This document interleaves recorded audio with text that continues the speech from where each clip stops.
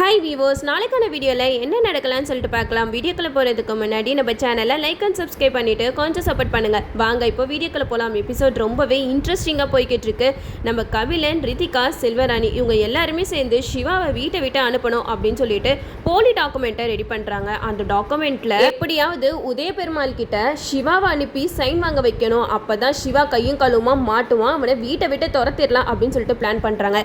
அது மாதிரியே சிவா கிட்ட அந்த போலி டாக்குமெண்ட்டை கொடுத்து செல்வராணி சைன் வாங்கிட்டு வர சொல்றாங்க. அதை கேட்டுட்டு சரி சித்தி, நான் கண்டிப்பா இதுல சைன் வாங்கிட்டு வரேன் அப்படின்னு சொல்லிட்டு உதய பெருமாள் கிட்ட போயிட்டு சைன் வாங்குறதுக்காக டேபிள்ல வைக்கிறாங்க. அந்த நேரம் பார்த்து கபிலன் வந்து உதய பெருமாள் கிட்ட சொல்றாங்க, அப்பா அந்த போலி டாக்குமெண்ட் என்னன்னு உங்களுக்கு தெரியுமா அப்படின்னு சொல்லிட்டு கேட்க, அப்போ உதய பெருமாள் வந்து பயங்கரமா ஷாக் ஆகுறாங்க. என்ன கபிலன் சொல்ற அப்படின்னு சொல்லிட்டு சொல்லும்போது கபிலன் வந்து அந்த டாக்குமெண்ட்டை படிச்சு பார்க்குறாங்க. உதய பெருமாளோட சொத்து பாதி சிவாக்கு தான் சொந்தம் அப்படிங்கிற மாதிரி இதுல இருக்கு. இதுல நீங்க சைன் போட்டீங்கன்னா நம்ம சொத்து எல்லாமே பாதி அவனுக்கு போயிடும். இவன் பிளான் பண்ணி தான்ப்பா இந்த வீட்டுக்கு வந்திருக்கான் அப்படின்னு சொல்லிட்டு கபிலன் வந்து சிவாவோட சட்டையை பிடிச்சி சண்டை போட்டுக்கிட்டு இருக்காங்க. அந்த இடத்துல சிவாவுக்கு சப்போர்ட்டா அயலி வந்து சொல்றாங்க, இங்க பாரு கபிலன், நீ தேவையில்லாம சிவா மேல பழிய தூக்கி போடாத. சிவா கண்டிப்பா அப்படி பண்றாள்லாம் கிடையாது அப்படின்னு சொல்ல, அப்போ இந்திராணி வராங்க. இந்திராணி வந்து சிவா அயலி கிட்ட கேட்குறாங்க, என்ன நடக்குதுங்க, உங்களால இந்த வீட்டில் பிரச்சனை மேல பிரச்சனை நடந்துகிட்டே தான் இருக்கு அப்படின்னு சொல்லும்போது அயலி சொல்றாங்க, இங்க பாருங்க நீ கண்டிப்பா சிவா இந்த மாதிரிலாம் பண்ணியிருக்க மாட்டான். நீங்க சிவாக்கு எவ்வளவோ பணம் கொடுத்துருக்கீங்க. அந்த பணத்துக்கு ஆசைப்பட்டு அந்த பணத்தை வாங்கிட்டு இந்நேரம் என்னைக்கும் சிவா இந்த வீட்டை விட்டு கிளம்பி போயிருக்கணும். ஆனா சிவா உண்மையை நிரூபிக்கணும் தான் இந்த வீட்டில் இருக்காரு. ஒரு 2 நாள் டைம் கொடுங்க. இந்த போலி டாக்குமெண்ட் யாரு ரெடி பண்ணா, இதுக்கு பின்னாடி யார் இருக்கா அப்படிங்கிறத நான் கண்டுபிடிக்கிறேன் அப்படின்னு சொல்லிட்டு அயலி சொல்ல, இதை கேட்ட இந்திராணி சொல்றாங்க, சரி அயலி, நான் உன் பேச்சை நம்புறேன். நான் 2 நாள் இல்ல 4 நாள் டைம் தரேன். உண்மை என்னங்கிறத நிரூபிச்சுட்டு இந்த வீட்டை விட்டு தயவு செஞ்சு நீங்க 2 பேருமே போயிடுங்க. இதுக்கு மேல நீங்க இந்த வீட்டில் இருந்தீங்கன்னா பிரச்சனை மேல பிரச்சனை தான் வருது அப்படிங்கிற மாதிரி சொல்ல, இதை கேட்ட அயலி வந்து சொல்றாங்க, நிச்சயமாக்கா நாங்க உண்மையை நிரூபிச்சுட்டு வீட்டை விட்டு போய்கிட்டே இருப்போம். அப்புறம் நீங்க இந்த வீட்டில் இருக்க சொன்னா கூட நாங்க இருக்க மாட்டோம் அப்படிங்கிற மாதிரி சொல்றாங்க. இதெல்லாம் கேட்டுட்டு அயலி சிவா கிட்ட சொல்றாங்க, சிவா நீ எதுக்கும் கவலைப்படாத, உன் மேல எவ்வளவு பெரிய பழி விழுந்திருக்கு, கண்டிப்பா அந்த பழியை நான் துடைப்பேன், நம்ம உண்மை என்னங்கிறத கண்டுபிடிப்போம் அப்படின்னு சொல்லிட்டு அயலி சிவா கிட்ட சொல்றாங்க. இதெல்லாம் ஒட்டு கேட்டுட்டு இருந்த கபிலன், ரித்திகா 2 பேரும் பேசிக்கிறாங்க. கபிலன் ஒருவேளை அயலி உண்மையை கண்டுபிடிச்சிட்டா என்ன பண்றது அப்படின்னு சொல்ல, அதுக்கு கபிலன் சொல்றாங்க, அதெல்லாம் கவலைப்படாத ரித்திகா, அவளாலலாம் எந்த உண்மையுமே கண்டுபிடிக்க முடியாது, நான் பாத்துக்கிறேன் அப்படின்னு சொல்றாங்க. அந்த நேரத்துல தான் ரித்திகா வந்து நான் ஆஃபீஸ் போகணும், என்னை ஆஃபீஸில் ட்ராப் பண்ண அப்படிங்கிற மாதிரி சொல்ல, இதை கேட்ட கபிலனும் சரி ரித்திகாவா நம்ம ஆஃபீஸ் போகலாம் அப்படின்னு சொல்லிட்டு ரித்திகாவை ஆஃபீஸ்க்கு கூட்டிட்டு போறாங்க. அந்த நேரம் பார்த்து அயலி சிவா இவங்க 2 பேருமே உண்மையை கண்டுபிடிக்கிறதுக்காக வெளியில கிளம்புறாங்க. அப்போ கபிலன் வந்து ரித்திகா கிட்ட சொல்றாங்க, ரித்திகா பாத்தியா அயலிய உண்மையை கண்டுபிடிக்க போறாளா, அவ பின்னாடியே போயிட்டு அவ என்ன பண்றா ஏது பண்றா நம்ம கண்டுபிடிக்கணும் அப்படின்னு சொல்றாங்க. அப்போ ரித்திகா சொல்றாங்க, இங்க பாரு கபிலன், நான் இப்பதான் ஃபர்ஸ்ட் டைம் ஆஃபீஸ்க்கு போறேன், என்னையும் ஆஃபீஸ்ல ட்ராப் பண்ணிட்டு நீ அவங்க பின்னாடி போயிட்டு அவங்க என்ன பண்றாங்கன்னு கண்டுபிடி அப்படிங்கிற மாதிரி சொல்ல, இதை கேட்ட கபிலனும் அயலி சிவாவை ஃபாலோ பண்ணிட்டு போறாங்க. அதே இடத்துல ரித்திகாவை ஆஃபீஸ்ல ட்ராப் பண்ணிட்டு போயிடுறாங்க. அப்போ ரித்திகா வந்து ஆஃபீஸ் உள்ளக்க போகும்போது அங்க வாட்ச்மேன் வந்து ரித்திகா கிட்ட உங்ககிட்ட ஐடி இருக்கா அப்படிங்கிற மாதிரி கேட்குறாங்க.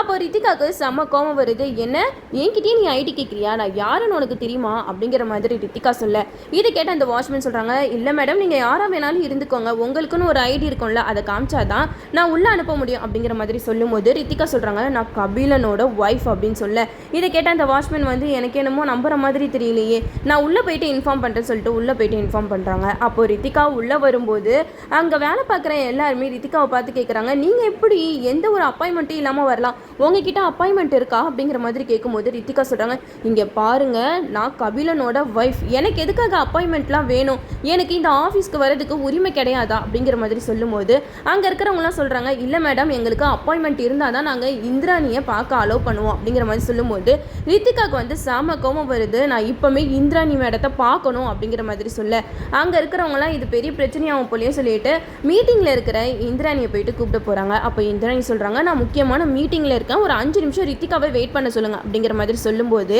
அங்கே வேலை பார்க்குற ஒருத்தவங்களும் போயிட்டு ரித்திகா கிட்ட சொல்கிறாங்க, மேடம் இந்திராணி மேடம் மீட்டிங்கில் இருக்காங்க, நீங்கள் கொஞ்சம் நேரம் இங்கே வெயிட் பண்ணுங்க அப்படிங்கிற மாதிரி சொல்லும்போது ரித்திகா அதை காதில் கூட வாங்கலாம், அதெல்லாம் எனக்கு தெரியாது, என்னை எல்லாரும் சேர்ந்து அசிங்கப்படுத்துறீங்க, நான் இந்த இடத்துல எப்படி இருக்கிறது, இந்திராணியை இப்போமே வர சொல்லுங்க அப்படிங்கிற மாதிரி சொல்லும்போது மறுபடியும் போயிட்டு இந்திராணி கிட்ட சொல்கிறாங்க, மேடம் அவங்க ரொம்ப அடமெண்ட்டாக இருக்காங்க, நீங்கள் கொஞ்சம் வாங்க அப்படின்னு சொன்னோன்னே அங்கே இருக்கிறவங்க கிட்டலாம் ஒரு 5 நிமிஷம் டைம் கேட்டுட்டு இந்திராணி வந்து வெளியில் வராங்க. அப்போது ரித்திகா கிட்ட சொல்கிறாங்க, என்ன ரித்திகா சின்ன குழந்தை மாதிரி பண்ணிக்கிட்டு இருக்க, கொஞ்சம் கூட உனக்கு மெச்சூரிட்டியே இல்லையா, நான் தான் மீட்டிங்கில் இருக்கேன்னு சொல்கிறாங்களே அப்புறம் எதுக்காக மறுபடியும் நீ பார்க்கணும் நீ கூப்பிட்டுக்கிட்டே இருக்க அப்படிங்கிற மாதிரி சொல்ல அதை கேட்ட ரித்திகா சொல்கிறாங்க, இங்கே பாருங்க நீ நான் இந்த ஆஃபீஸ்க்குள்ளே நுழைஞ்சனையுமே என்கிட்ட ஐடி இருக்கா அப்பாயின்மெண்ட் இருக்கான்னு கேட்டு உயிரை வாங்குறாங்க.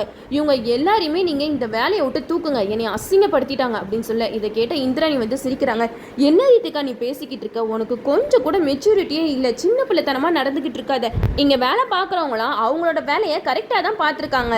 அவங்க அப்பாயின்மெண்ட் இல்லாமல் யாரையுமே உள்ள அலோவ் பண்ண மாட்டாங்க. அதே மாதிரி தான் உனக்கு அப்பாயின்மெண்ட் இல்லைன்னு உன்னை கொஞ்சம் வெயிட் பண்ண சொல்லியிருக்காங்க. இதில் என்ன தப்பு இருக்குது, அதுக்காக நீ வேலையை விட்டே தூக்கிடுவியா அப்படிங்கிற மாதிரி சொல்ல அதை கேட்ட ரித்திகா சொல்கிறாங்க, அதெல்லாம் எனக்கு தெரியாது, நீங்கள் இவங்களெல்லாம் வேலையை விட்டு தூக்குங்க அப்படிங்கிற மாதிரி சொல்லும்போது இந்திராணிக்கு செம்ம கோவம் வருது. இங்கே பாரு ரித்திகா, நீ தேவையில்லாமல் இப்படியெல்லாம் பேசிக்கிட்டு இருக்காத, அவங்களெல்லாம் என்னால் வேலையை விட்டு தூக்க முடியாது, நீ ஒழுங்காக இங்கே இருக்கிறதா இருந்தால் இரி, இல்லைனா வீட்டுக்கு போ அப்படிங்கிற மாதிரி சொல்கிறாங்க. வேற வழி இல்லாமல் ரித்திகா வந்து அதே இடத்துல இருக்காங்க. இந்திராணி மீட்டிங் அட்டென்ட் பண்ண போயிட்டாங்க. இந்த சைடு நம்ம கபிலன் வந்து ஐலி சிவா இவங்க 2 பேரையுமே ஃபாலோ பண்ணிட்டு போயிட்டு இருக்காங்க. அந்த நேரம் பார்த்து நம்ம ஐலி வந்து சூரியநாராயணனை பார்க்குறாங்க. சூரியநாராயணனை பார்த்ததுமே நம்ம சிவா ஐலிக்கு சந்தோஷம் தாங்க முடியல. சிவா ஐலி கிட்ட சொல்கிறாங்க, ஐலி எங்கள் மாமா பாரு, எங்கள் மாமாவை நான் பார்த்துட்டேன், எங்கள் மாமா இருக்கிற இடத்த மட்டும் நான் கண்டுபிடிச்சிட்டா போதும், உதய பெருமாள் தான் என்னோட அப்பா அப்படிங்கிறத நான் சூப்பராக நிரூபிச்சிடலாம் அப்படின்னு சொல்லிட்டு ஐலி சிவா இவங்க 2 பேருமே சூரியநாராயணன் பின்னாடியே போகிறாங்க. சூரியநாராயணன் வீட்டுக்குள்ள ஐலி சிவா அவங்கள பின்தொடர்ந்து போய்கிட்டு இருக்காங்க. அந்த நேரம் பார்த்து கபிலனும் ஐலி சிவாவை பின்னாடியே ஃபாலோ பண்ணிட்டு போயிட்டு இருக்காங்க. இன்னைக்கு தெரியும் நீங்க யாரு, எதுக்காக இந்த வீட்டுக்குள்ள நுழைஞ்சிருக்கீங்க, நான் எதையுமே கண்டுபிடிக்காம இங்க இருந்து போக மாட்டேன் அப்படின்னு சொல்லிட்டு கபிலன் வந்து ஐலி சிவா இவங்க 2 பேரையும் ஃபாலோ பண்ணிட்டு போயிட்டு இருக்காங்க. அப்போ ஐலி சிவா வந்து சூரியநாராயணனை பார்த்து பேசுறாங்க. அப்போ சிவா வந்து சூரியநாராயணனை பார்த்து மாமா அப்படின்னு சொல்லிட்டு கூப்பிடுறாங்க. என்னப்பா மாமான்னு கூப்பிடுற, நீ யாரு அப்படின்னு சொல்லிட்டு அவர் கேட்க இதை கேட்ட சிவா வந்து சொல்றாங்க, மாமா நான் தான் சிவா, என்னை உங்களுக்கு தெரியலையா? இல்லையப்பா எனக்கு தெரியல அப்படின்னு சொன்னோன்னுமே சிவா சொல்கிறாங்க, நான் தான் சங்கரியோட பையன் அப்படின்னு சொன்னோன்னே தான் சூரியநாராயணுக்கு எல்லாமே ஞாபகத்துக்கு வருது. நீ தான் சங்கரியோட பையனா, என்னப்பா இப்படி வளர்ந்துட்டியே, நீ சின்ன வயசில் பார்த்தது அதனால தான் எனக்கு அடையாளம் தெரியல அப்படின்னு சொல்லிட்டு சூரியநாராயணன் வந்து சிவாவை கட்டிப்பிடிச்சு பேசிக்கிட்டு இருக்காங்க. என்னப்பா என்ன பிரச்சனை அப்படின்னு சொல்லிட்டு கேட்கும்போது சிவா வந்து சொல்கிறாங்க, என்னோட அப்பா யாருன்னு தெரியாமல் நான் தேடி அலைஞ்சிக்கிட்டு இருந்தேன், ஆனால் இப்போ தான் என்னோட அப்பா யாருன்றதை நான் கண்டுபிடிச்சிருக்கேன் அப்படின்னு சொல்ல அதுக்கு சூரியநாராயணன் சொல்கிறாங்க, யாருப்பா உன்னோட அப்பா அப்படின்னு சொல்லிட்டு கேட்குறாங்க. அப்போ சிவா சொல்கிறாங்க, உதய பெருமாள் தான் என்னோட அப்பா அப்படின்னு சொன்னோன்னே சூரியநாராயணன் சொல்கிறாங்க, ஆமாப்பா அவர் தான் உன்னோட அப்பா, இதில் என்ன இருக்குது, நீ போயிட்டு அவர்கிட்ட போயிட்டு நான் தான் உங்கள் பையன் சொல்ல வேண்டியதானே அப்படின்னு சொல்ல இதை கேட்ட சிவா சொல்கிறாங்க, நான் போயிட்டு சொல்லிட்டேன் மாமா, ஆனால் அவர் வந்து என்னை அவர் பையனாவே ஏற்றுக்கவே மாட்டேங்கிறாரு, என்னை கண்டாலே எரிஞ்சு விழுகிறாரு அப்படின்னு சொல்லிக்கிட்டு இருக்காங்க. இதெல்லாம் கேட்டு சூரியநாராயணன் சொல்கிறாங்க, அவன் எதுக்காக இப்படி பண்ணுறான்னு எனக்கு தெரியலையே, நீ எதுக்கும் கவலைப்படாத, சூரிய பெருமாள் தான் உன்னோட அப்பா அப்படிங்கிறதுக்கான ஆதாரம் என்கிட்ட இருக்கு, அது மட்டும் இல்லாமல் கண்ணால் பார்த்து சாட்சி நான் இருக்கேன், நீ எதுக்குமே பயப்படாத சிவா, கண்டிப்பாக உங்கள் அப்பாவோட நான் சேர்த்து வைப்பேன் அப்படிங்கிற மாதிரி சொல்லும்போது கபிலன் இதெல்லாம் கேட்டுட்டு பயங்கரமாக ஷாக்காகி நிற்கிறாங்க.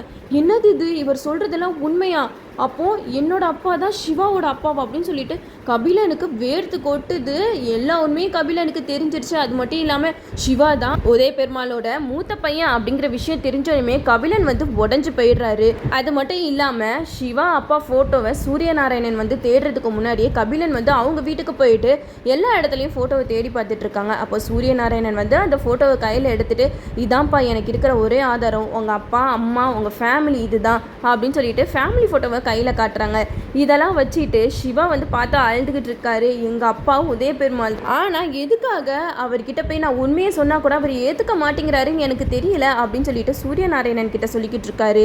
நீ எதுக்கும் கவலைப்படாத சிவா, நானே வந்து நேரில் எல்லா உண்மையும் எல்லாருக்கிட்டையும் சொல்லி நிரூபிக்கிறேன் அப்படிங்கிற மாதிரி சொல்கிறாரு. இதெல்லாம் கேட்டுட்டு கபிலனுக்கு பயங்கர ஷாக்கு.